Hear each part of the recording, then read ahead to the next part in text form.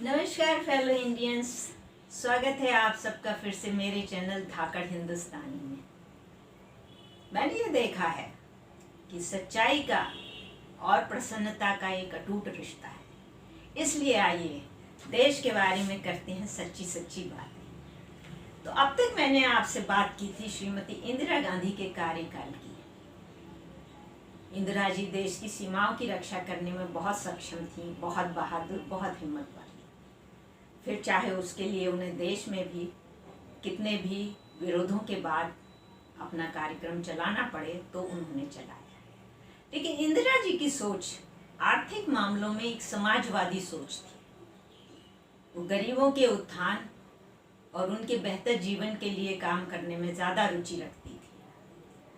उनकी अचानक हत्या के बाद 1984 में श्री राजीव गांधी भारत के प्रधानमंत्री बने, जो शायद पूरे विश्व में सबसे कम उम्र के किसी राष्ट्र के प्रमुख थे।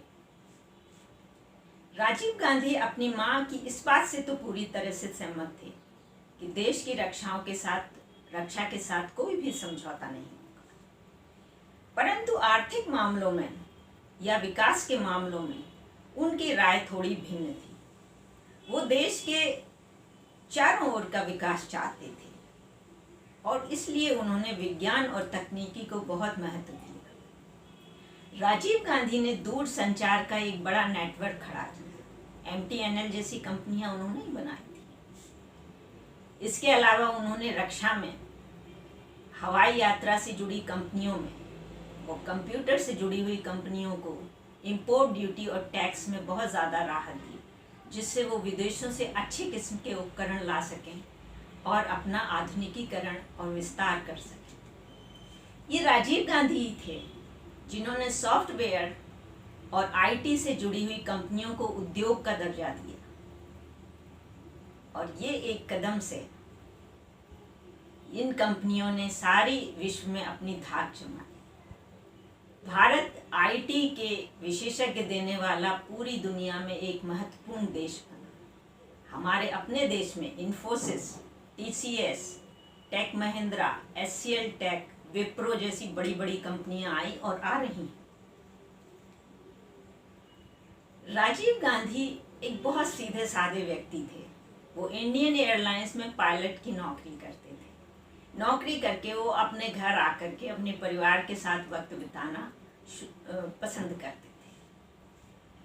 उन्हें राजनीति में कोई अधिक रुचि नहीं थी, परंतु उनकी माता की मृत्यु के बाद वही एक स्वीकार्य चेहरा थे, इसलिए उन्हें ये जिम्मेदारी संभालना पड़ी। वो कोई भी गलती हो सरकार की, कोई भी कमी हो, उसे सबके सामने कहने में कभी नहीं हिचकते थे। ये वही प्रधानमंत्री थे जिन्होंने कहा था सरकार जो लोगों पर 1 रुपया खर्च करती है उसका उनके पास सिर्फ 15 या 16 पैसे पहुंचते हैं। हालांकि इस बात पे काफ़ी विवाद हुआ कि अपनी ही सरकार की बुराई कर रहे हैं, पर राजीव गांधी ऐसे ही थे। वो जो कमी देखते थे वो कह देते थे।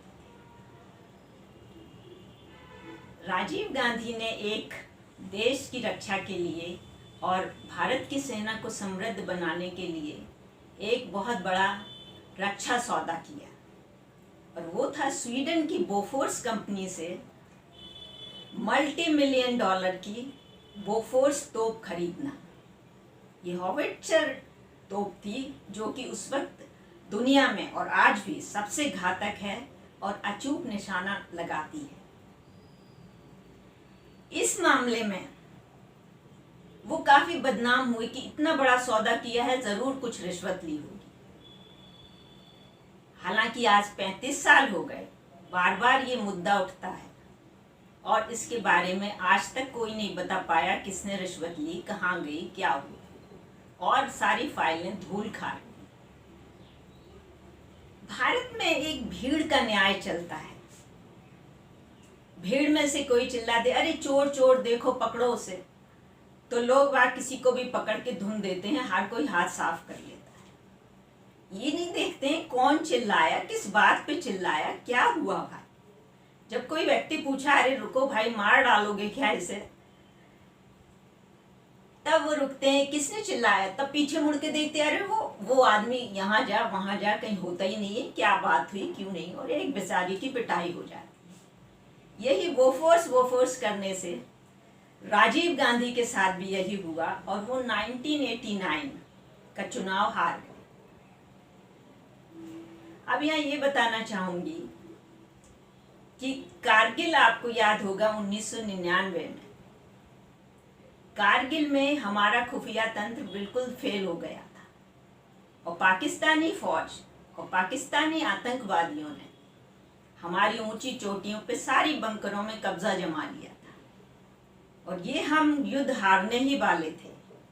लेकिन तभी भारतीय सेना ने बहादुरी के साथ बोफोर्स तोप का इस्तेमाल किया। बोफोर्स तोप की बड़ी खासियत है, इसका निशाना अचूक है और ये 90 डिग्री तक दुश्मन का सफाया कर देती है, जमीन से एयर में बहुत अच्छी मार करती है और इसकी गति इतनी तेज है कि 12 सेकंड में 3 राउंड फायर करती है। इसके साथ ही इसमें एक और खास बात है, फायर करने के बाद ये अपनी जगह से हट जाती है और इस वजह से जब लोग उस तरफ फायर करते हैं जहां से आया है तो उसे कुछ नहीं मिलता है। तो इतनी शानदार आर्टिलरी की वजह से हम एक हारा हुआ युद्ध जीते थे बोफोर्स की वजह से। तो हमारे सैनिक और सैनिक अधिकारियों के साथ साथ कारगिल की हीरो बोफोर्स की तोप ही थी। राजीव गांधी ने श्रीलंका में जब एलटीटीई के टाइगर्स श्रीलंकाई लोगों को परेशान कर रहे थे तो वहां के राष्ट्र प्रमुख जयवर्धने और प्रेमदासा ने राजीव गांधी को अपनी सेना भेजने के लिए कहा। राजीव गांधी ने तब शांति सेना भेजी और वहां पर उन्होंने श्रीलंका की मदद की। लेकिन तब उन्हें लगा कि एलटीटीई काफ़ी ज़्यादा उग्र हो गई है। जब श्रीलंका के राष्ट्र प्रमुख को लगा तो वो एलटीटीई की तरफ हो गए और उन्होंने कहा, राजीव जी आप अपनी सेना बुला लीजिए। राजीव गांधी ने सेना बुला ली, लेकिन इससे एलटीटीई बहुत नाराज हो गए और 1991 में जब भारत में चुनाव हुए तो तमिलनाडु के श्री पेरम्बदूर में एलटीटीई के लोगों ने श्री राजीव गांधी की हत्या कर दी। 1989 में जब राजीव गांधी चुनाव हारे, उस वक्त नेशनल फ्रंट की सरकार बनी जिसमें विश्वनाथ प्रताप सिंह प्रधानमंत्री बने और इस सरकार को भारतीय जनता पार्टी ने बाहर से समर्थन किया। विश्वनाथ प्रताप सिंह की ये सरकार 1 साल भी नहीं चल पाई और इसने सबसे बड़ा काम यही किया कि इसने अन्य पिछड़े वर्ग को आरक्षण दे दिया।